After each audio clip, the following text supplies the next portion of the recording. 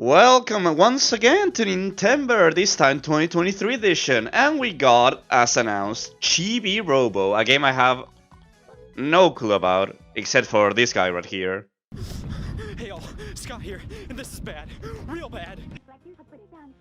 For a second I thought it would be actual, voice acting. I was gonna be jump scared by GameCube Polygon's voice acting.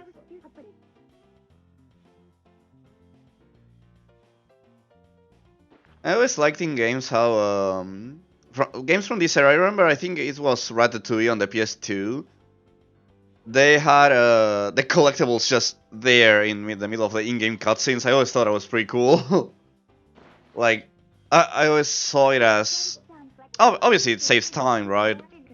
But I did like the idea of, oh, okay, so check out where this could be, okay? Like, pay attention to the surroundings and be like, okay, I remember this. Like, this table, on this corner, there'll be a paper, and a dude blinking, and coins. Hi, so this is basically a post commentary, I guess. I recorded this Chibi-Robo gameplay you're seeing. I recorded like the other Nintember videos, and the audio got corrupted, so that's a bit of a problem. It rendered only like 9 minutes of gameplay, like audio gameplay, and that's a problem. So I thought it would be cool if I basically made like a post commentary, oh, what did I think about Chibi-Robo? What I played this. I'll try to make this the only time. But I thought, a little bit of a spin. I don't see why not.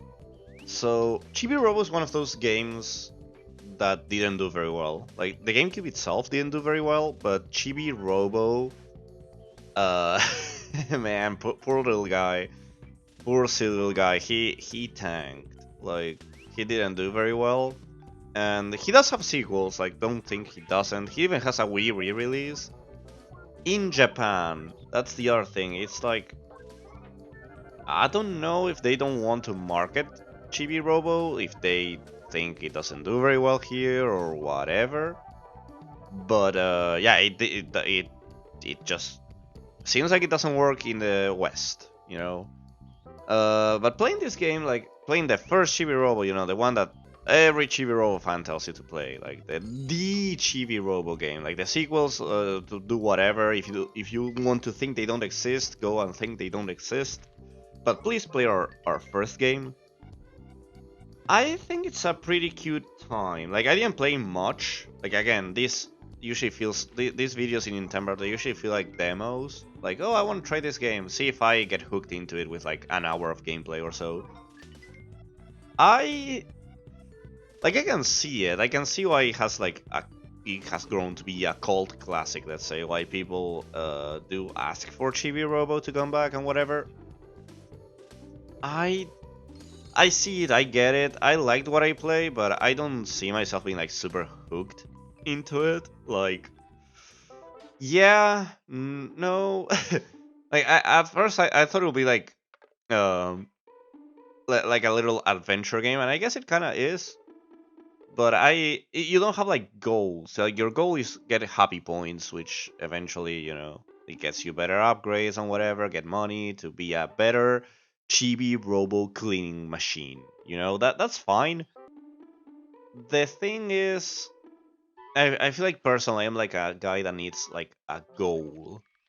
Please tell me what to do. Kill this guy, get to the end of the level, do this, do this.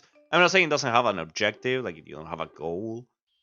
But it's very open-ended, which I like. I like open-ended games. I like open world and whatever. But I feel like I wasn't working towards anything in this little hour. But again, to be fair, it was an hour of gameplay. I did unlock a few things. I met some dude that you're gonna see throughout the video. Then, like, later on.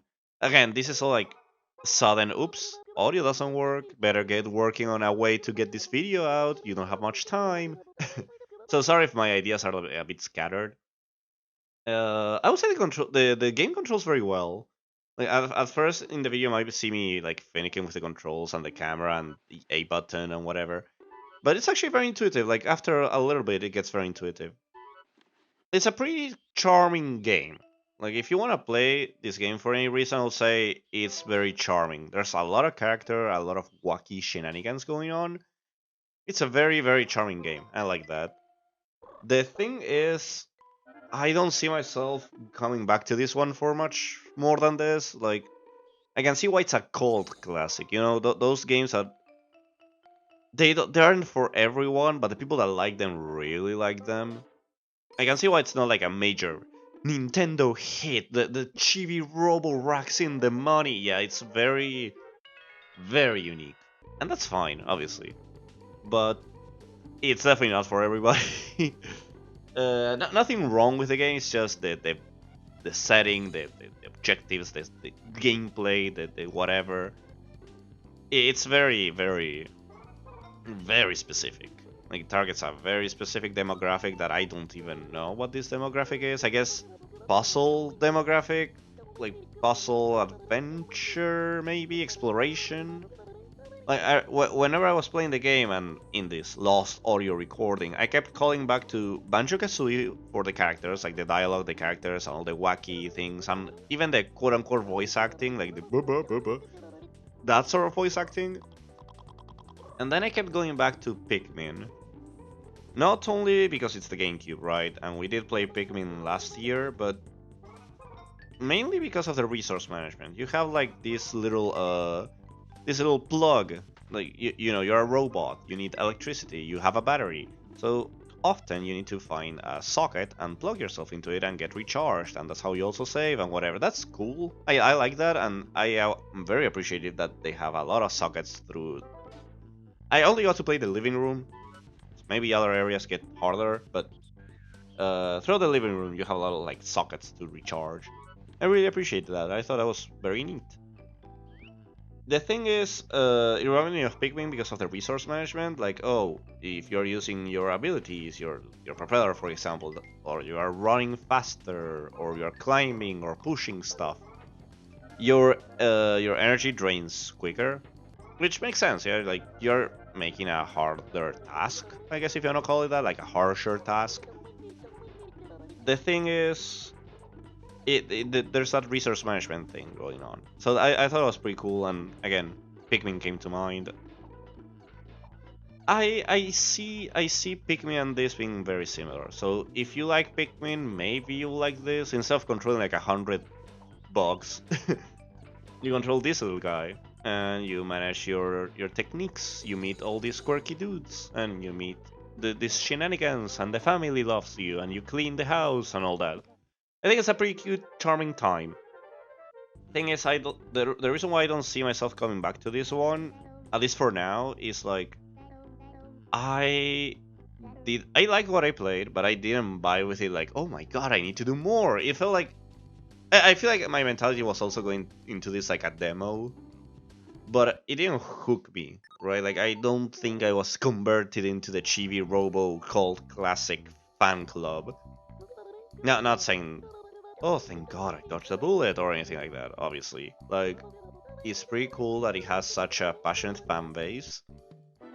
I can see that. Maybe I was playing the game wrong. Maybe I should put more time into it. I know 1 hour is not very fair to judge, but it didn't hook me enough to be like, oh yeah, I want to do more, because it feels like kind of like Animal Crossing as well. Like, oh, you play for a little bit, you drop it, you do something completely different. It's only you feel that hook of, oh my god, I need to do more. I need to know what's behind this room. I need to know what's beyond Chibi-Robo's basic moveset. I didn't get that. Like, I liked what I played. It was really charming, really cute. He's such a cute little guy. He's so cute. I would love like a Chibi-Robo. I know I'm like blushy guy, but I would love like a Chibi-Robo plushie. It would be so cute. Um, but I don't know, it didn't click with me as much as I thought it would. I think my mind was also clouded by all the like the Scott the Woz memes and whatever, like Chibi-Robo, we love you, blah blah blah. And all the people that tell you Nintendo is so creative back then, and they were. Don't get me wrong, this is a very creative game. I just don't think it tickled my fancy that much. I'm happy I played it. I'm happy I tried it at least for like an hour, even though you will not be seeing the full hour because I don't know how long this recording's gonna last. Original was like 40 minutes of footage, or yeah, 40 to 50, maybe 1 hour. I don't remember very well. You can tell this is like a different day from the day I played it. I haven't gone into editing yet. Sadly, that's when I found out the Audacity audio export only exported like 10 minutes. So that kind of sucks. Maybe I can do something with those 10 minutes. I don't know. I'll check out during the editing. But it was pretty cute. It was pretty funny, pretty cute, pretty cool to play. But I think I'm happy with what I played. I don't think I need to know more about Chibi-Robo. Also, Smash Flash 2. He's pretty funny to play in Smash Flash 2. But again, just a silly little cozy experience. You're a little guy cleaning the house of a family that just bought you, and you almost cause a divorce because the wife says you are too expensive.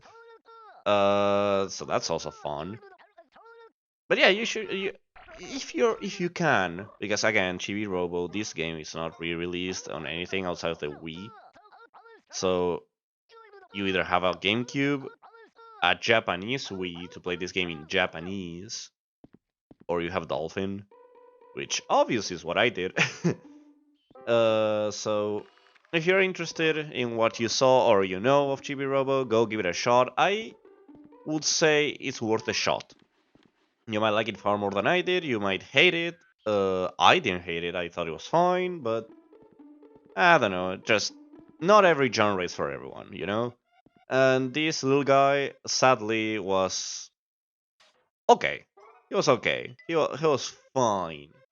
So again, sorry for the impromptu cutoff there. I'm sorry that this is not like the other videos, but next time you'll have the teaser, of course, in just a little bit.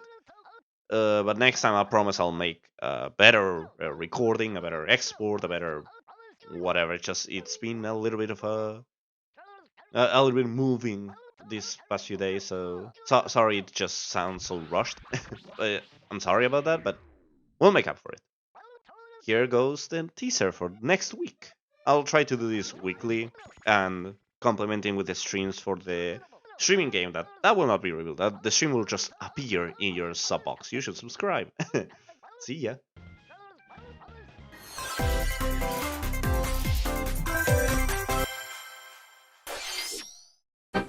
When is too much too much? To find out, we crammed everything into Super Mario World 2 Yoshi's Island. 60 more levels, massive enemies, huge Yoshi tricks, all served up with the latest graphic technology, Morphmation. No more. Sure you don't have room for another little bonus level? Uh-oh. Super Mario World 2, only on the Super NES. Still the big one.